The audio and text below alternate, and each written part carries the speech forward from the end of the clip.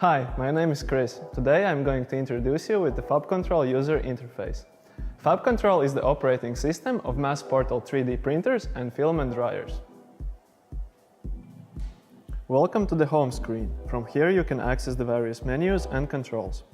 On the left you can see the navigation bar. It consists of a home button which will always bring you to this screen. A status window, which displays the current status of your device and also serves as a shortcut to the print start screen. Below it, there is the back button, which brings you one screen back, and a context menu button for accessing general controls and screen-specific options. In the middle, you can see 6 icons. They allow access to print jobs, browse and set up materials, print setup, apps and utilities.